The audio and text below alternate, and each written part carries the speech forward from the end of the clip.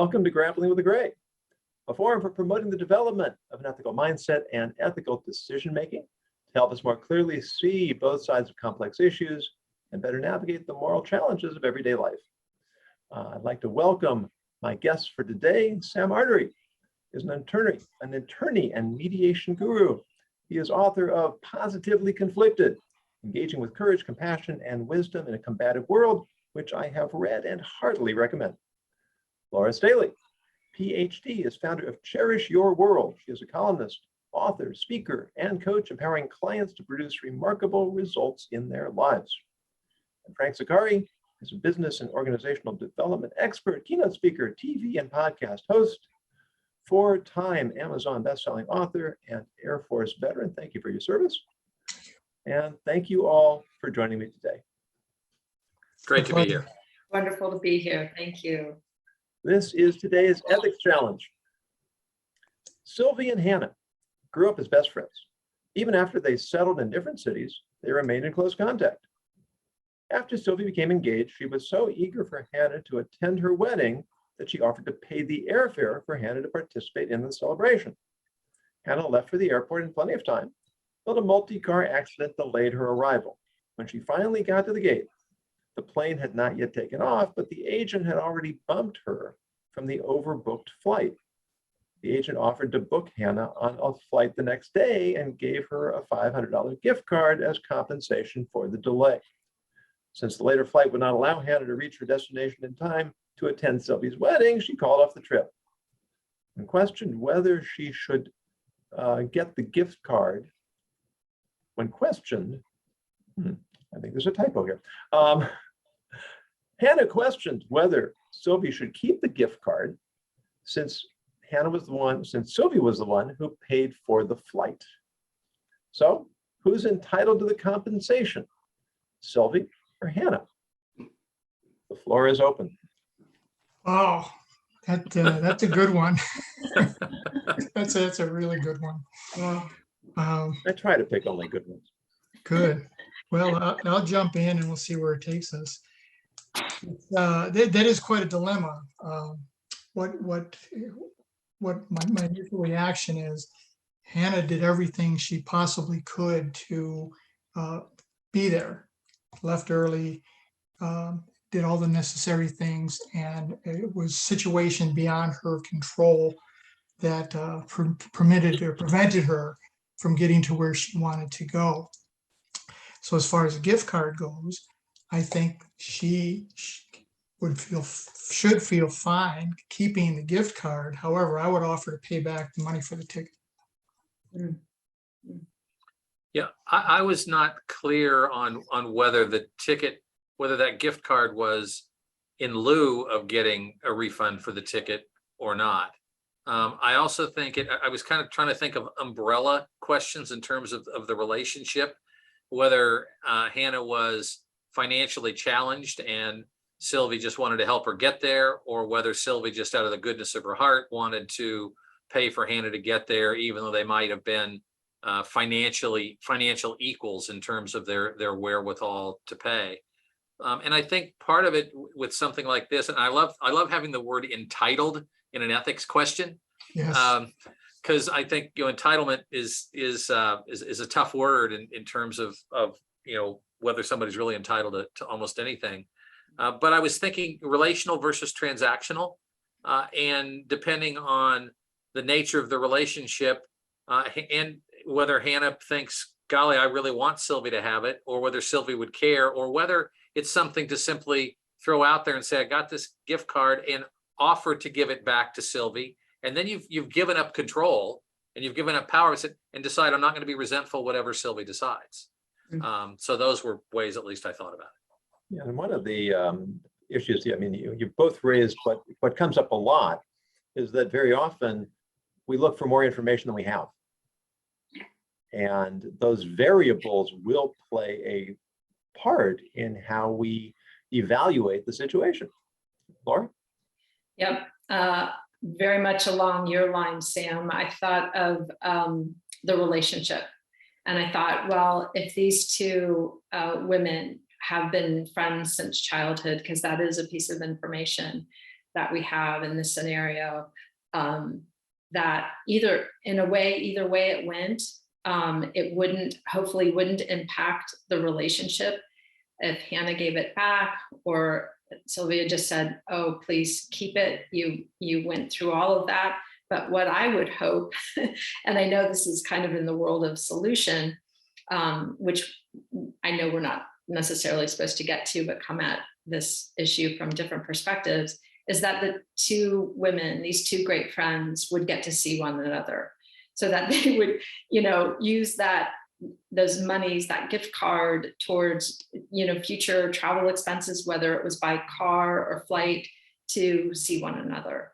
And that was just something that came to my mind. And of course, that would be about honoring the relationship as opposed to the transaction.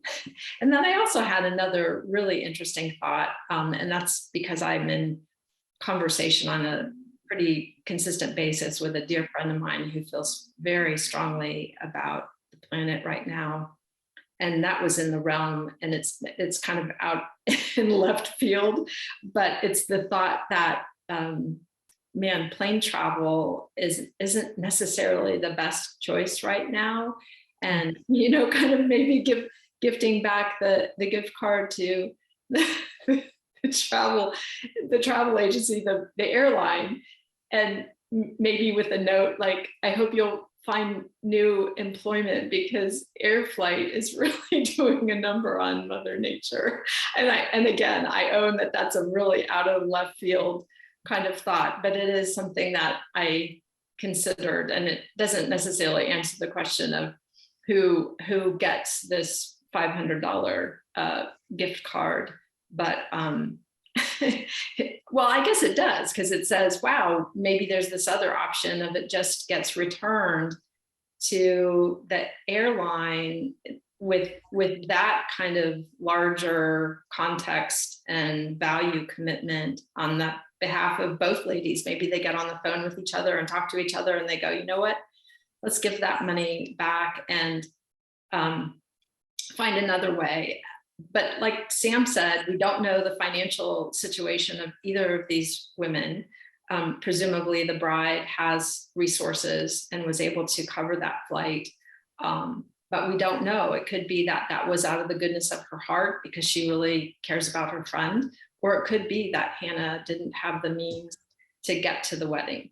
So there are these pieces of information we don't know. Exactly. It's a really unexpected and magnanimous idea you came up with, Laura, as somebody who just spent 2 days in Toronto because my flight was canceled. It's hard for me to get there. Yeah, I understand. It is the idea of thinking outside the box and looking for alternative solutions. But let's go back to the point that was raised. If the price of the flight had been lost, would that simplify the solution of where the money should go? It would for me. If my friend was out the money for me to take a flight that I was unable to make for whatever reason, and there had been some compensation as a result of that in my head makes it an easier black and white kind of decision. Absolutely. I agree with you completely, Sam. That was the one open area, was if in the old days, when I used to fly 200,000 miles a year, something like that happened, you would get another flight and they would give you a voucher. So if that was the case, then I would say that Hannah should feel free to hang on to it. But one of the things that I would do is to contact the friendship and say, look, I'm so sorry that this happened. Why don't I come and see you after you get back from your honeymoon and you have your wedding pictures and we can relive the experience, because I understand brides like to do that.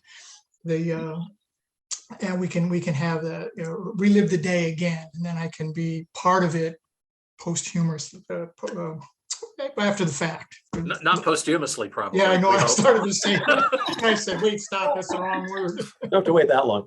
And I think that was Laura's point, that rather than saying, well, maybe I'm entitled, whether we like that word or not, to keep the card, but let's use that money for something together rather than trying to determine who should have it.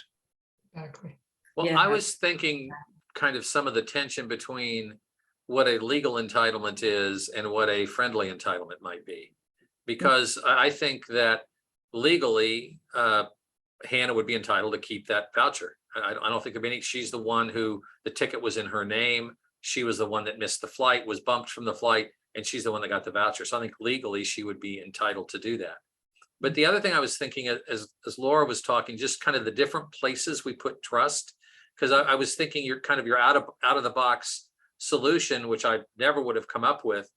But what I was thinking is, if my friend, the friend you mentioned, who's really concerned about the environment in the world right now, giving $500 back to the organization that makes a lot of money from flying people that potentially hurts the environment, I probably would not trust that organization to do what I wish them to do. I'd be more likely, I think, to give that $500 to some environmental group and write the airlines a note to say, this is what I did, because I think there are better things to do with this than fly everybody around. I'm not saying that's right or wrong, but I think it would be because I was thinking just about that trust piece, the different places we choose to trust or not trust and make or not make statements of protest or try to have some influence.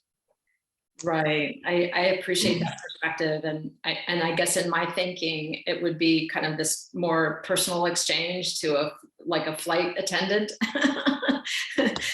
that $500, voucher could go with a very specific note that, put this towards finding new employment. Right. As opposed to, because I think I agree with your thinking. I'm following your thinking, Sam, that to just kind of give it back to the airlines that it's already making lots of money and, presumably doing this damage to Mother Earth, that wouldn't be a great choice. But gifting it to an individual who could, use their agency to make a different choice as to their employment options down the road. Yeah, gotcha. Let's get some thought to the purpose of the gift card. Why is the airline giving the gift card? Is it not for the inconvenience? And if it is, who suffered the inconvenience? Yeah, I think they're doing their best to kind of make it right, and yet nothing can bring back that time and that lost. As my daughter, because she's in the wedding world right now with all her friends. She herself is not engaged, but she has a number of friends who are in this process. To have lost that opportunity to be kind of presumably at that one-time event, even if they could experience, as you described, Frank, which would be great because they're good friends, right? To see the videos, to experience it after the fact. I think it's the airline's attempt to make it right, but wow, kind of feeble. It feels just,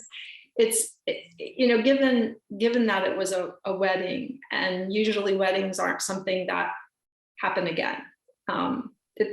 They might with a different person down the road, but hopefully not.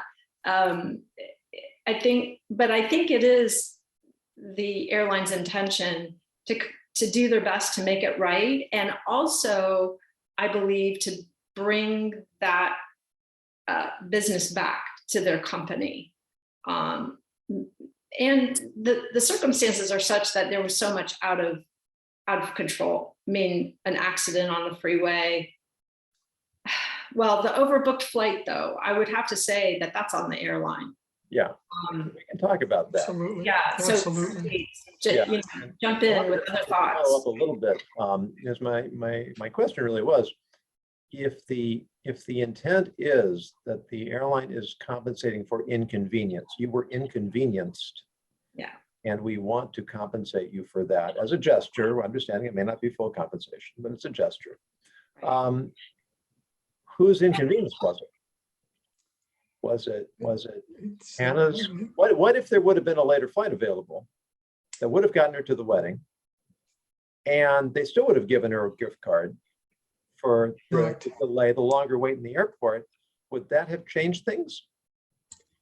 Would that have made it clear that Well- the card belonged to Hannah as opposed to Sylvie? Well, if we can back up for just one, before we get to that portion of it. I think what the airlines, for the most part, don't do anything to be nice. Again, this is from somebody who flew 200,000 miles a year. Oh, man. They just don't.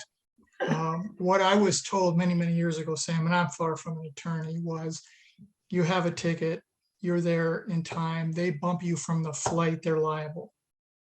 So rather than facing whatever you choose to do, which most people aren't going to go after the airline, here, I'll give you this gift card, because this happened to me multiple times, to appease you.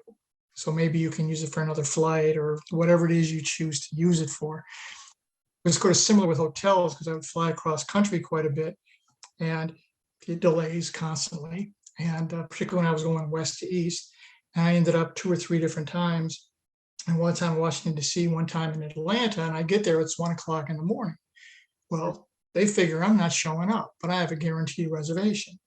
So they have to give me, in both cases, the presidential suite, which is really pretty cool, except I was there at 1 or 2 o'clock in the morning, and I couldn't do anything. But that's the perspective that I always had, is that the airlines aren't trying to be nice. They're just, it's more of a CYA approach. Does that sound about right from a legal perspective, Sam?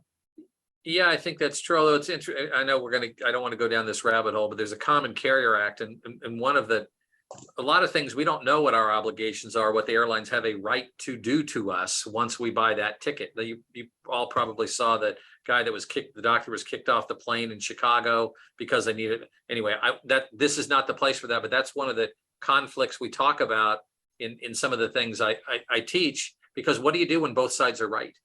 Exactly. It's a tough dilemma. But kind of going to your question, Yonason, about what happens if she takes a later flight and she's inconvenienced. The position I start in is the intention of the airline doesn't matter a whit to me. I truly, and not only because I think they don't care, but they've transferred control of that to whomever they handed it to. And then I think it becomes the relational question. From a gut standpoint, it seems a little bit more like, I think if I'm Hannah, I don't feel as guilty keeping that $500 if the money's been used and I make the wedding. Whether I choose to share it with Hannah or use it to reimburse her or not, I think that becomes very personal. But that kind of goes to the fundamentals that kind of feed into entitlement, is that whatever I independently think is fair, I think is what everybody's entitled to, including me and including the 3 of you. And that independent notion of fairness creates this larger cascade of what we think people are or are not entitled to. So as we talk, we seem to kind of come down pretty consistently on the relational piece of this between the 2 women. And it would be curious if we had Hannah and Sylvie independently saying, okay, what do you think's fair? This is what happened. And they were in a soundproof booth, so they weren't influencing each other, because I think people could come up with very different conclusions about what's fair and who's inconvenienced. And even Sylvie might be inconvenienced because she may have made arrangements to spend time with Hannah the next day that she doesn't get there, and there's some inconvenience there. But as it broadens out, most people care way more about their own convenience than anybody else's. Exactly. Again, why I have a job. Yeah. Yeah. Oh, and that I will just underline that point about people care about their own convenience and not necessarily thinking about the impact, that inconvenience, the ripple effect.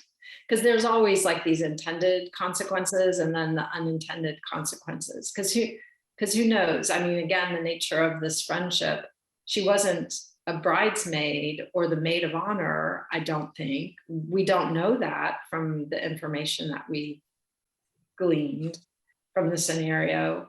But my goodness, if she happened to be the maid of honor or bridesmaid, that could be quite certainly an emotional, relational impact on the bride, on Sylvia. So I think, in that scenario of Hannah not making the wedding, I would absolutely, and I go to this place, like, if I were Hannah, I would give that gift card to my friend and say, you can use this for whatever you like. It was your day. Because there's also that thinking too. This is a wedding, and so many young women, even now, they know it's all about the bride. I have many conversations with my daughter, and she's like, Mom, I'm fierce that the events prior to the wedding are about the bride. Well, and of course the groom, but she's there to make sure that her friend who is the bride or the bride to be has a really good time. And she's sort of like the person who will, interface with others, sort of like I don't know, a bodyguard or a bouncer, right? To, kind of deflect off of any kind of negativity landing on her day. So there's that perspective too. I was thinking about how people respond and the immediacy of my trauma that entitles me to more compensation. So if I'm Hannah and I'm left in plenty of time and there's an accident up ahead, and then I'm wondering for a while whether I'm going to make it, and then I'm pretty sure I'm not going to make it, but it sounds like here it was close, so she's nervous the whole time, and somebody else drove badly because that's the only reason this happened, and I rushed to get there, and the immediacy of my trauma tends to lead me to feel more entitled, and so. And I am not unlike you, I think, Laura. I'll go to what I think I would do if I were in their shoes. And what I found is I don't know. I could, because I'm not in their shoes. And so I think, because I mean, sometimes people ask me, well, what would you do if you were me? And I'd say, I don't have a clue. I can tell you you're on the horns of a dilemma, but and I'm glad I'm not on those horns. But we can ask questions about what's important to you, what your priorities are, how you might make decisions, what the unintended or intended consequences are. Because I mean, we live with that constant illusion that we think we can not only control what we're doing right, but if we do it right, how other people will or should respond. Exactly. Right. Well, and we're also assuming that Hannah was the personality type who felt immensely inconvenienced by all of this. And maybe she was just kind of like a Buddhist practitioner and a Zen master and just took it all in stride and stayed super calm and was like, okay, this is the flow, and deep acceptance, and meditated, and right. And that would be a scenario of me not having a clue of, impact, and maybe it wasn't as impactful as we might perceive it was from the outside, because we're, to your point, we're not inside that other person. Or relieved because she didn't like weddings anyway and didn't really want to go, and it was an obligation. Exactly. Right. Maybe she was entitled to $1,000 for even showing up at the doggone airport. That's right. That's And the fact that that's a really good point. And I know, again, I've heard the story, right, of the friend of my daughter's who, really just doesn't want, she's very introverted. She just doesn't want to be at large gatherings, even if it's a wedding of a friend of hers. Her way of interacting with that life experience of another is very different. She'd be much more comfortable meeting one-on-one afterwards, show me all the pictures, tell me all the stories, we'll laugh, but I just really don't want to be there because I'm so introverted that it would overwhelm me. Yeah. She just hates flying. That's right. could be. I love Sam's point that maybe she isn't a big fan of weddings, because why did she wait till the day of to make the flight? But then maybe she had a job, maybe it's 1,000 other things. But generally, what I've seen, and I'm Italian, when Italian weddings are like a week and a half long, right? Everybody gets there days before, right? So nobody arrives the day of, everybody's there prior to, right? Right. So that could have been a scenario. I'm not all that thrilled about going. Who knows? We don't know if it was a COVID effect. She didn't like wearing a mask. Who knows? But it's an interesting dynamic. Yeah, I very think much. a lot of it goes back to Sam's point about being relational. These are two good friends. Yeah. They both wanted to be together. They both wanted to do what they could do to make it possible for them to be together. It didn't work out. They're both disappointed. And now there is found money as a partial recompense. To my mind, there seems to be a somewhat obvious solution here that would avoid the question of who's entitled to it. Laura, you mentioned it right at the beginning. Let's use the money for something together. Or if for some reason that's not practical, let's just split it. And your question earlier, Frank, about what's the legality in a situation like this. This is really what the conversation about ethics is all about. We may know what the law is. Exactly. But the law is frequently not a guide to ethics as much as we might like it to be. So we're just about out of time. Would each of you like to take a minute or so and sum up your final thoughts? Go ahead, Laura. Oh, well, I guess I'll just land in the relational category of, and I like that solution that you've thrown out there, that they just split it and find a way to see each other, because they're great friends. And, on some level, it's not about the money, it's about honoring the friendship. Go ahead, Frank. That's a good point, and it seems to be, the relationship side. I've still fallen side of providing that the flight, she still had a ticket, that she should keep the money, and she should keep it. She's the one that went through the trauma, went through all the pain and suffering of getting there. And as Sam mentioned, when you're trying to make a flight and everything is at the last minute and control has been taken away from you, the stress level is off the charts. So if the flight, if she still has a flight and still could take one, keep the gift certificate and get there when you can. What I was thinking is I really like efficiency, and I don't like to change my mind, even if it's a bad decision. And so because I looked at it and and my wife said the same thing. Well, they just split the money. Let them split the money. I said, how are you guys going to talk about that for a half hour? But what I really appreciated is all the different ideas people had about different ways to think about it. The information we didn't know, that we fill in the story to try to come up with what feels to us like an equitable and fair solution. It's what we're all doing, and still sometimes we may disagree about what that equitable and fair solution is. But the idea that I need to pull back from efficiency to say this story is so much broader than what I see initially. So this conversation was great. I really appreciate being part of it. Thank you. And I'm delighted, because I was a little worried that it might be a little too cut and dried, and it's been anything but. So I appreciate all of you with your insights. And the idea we come back to again and again here is look for information that we may not have, look for angles that we may not have considered, and look for possibilities that may not be obvious. There's a Jewish legend that Alexander the Great was traveling, conquering his way through the world, and he came to the land of Israel, and he happened upon a court case.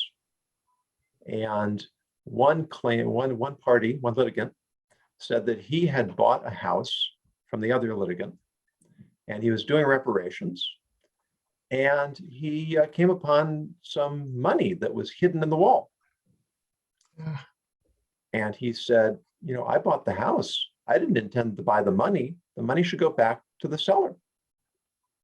And the other litigant said, no, when I sold you the house and everything in it. So the money is yours. Well, each one's insisting that the money belongs to the other one. So the judge says, do you have any children? And one man says, I have a son. The other man says, I have a daughter. He says, well, why don't you propose a marriage match between your kids and give them money as a dowry? They thought that was a good idea, and they went off happy. What a great, that was not where I expected it to go. Good Me ending. neither. Me neither. Alexander the Great went to the judge. He said, "Is this how you normally resolve cases in your country?" And the judge says, "Yeah. Well, what would you have done?" So, "Well, I would have killed them both and kept the money for myself." So there are lots of different ways to look at these things. Sure, sure. And then certainly are. the East Coast model would be, how much money are we talking about? Yeah, that's another point. Right? Are the ethics the same when it's $5 as they are when it's $5,000? And Yes. that's something that we might get into in the next segment. But for now, I'd like to thank all of you, Sam Artery, Laura Staley, Frank Zakari. You've been wonderful guests, and I hope you'll join me again.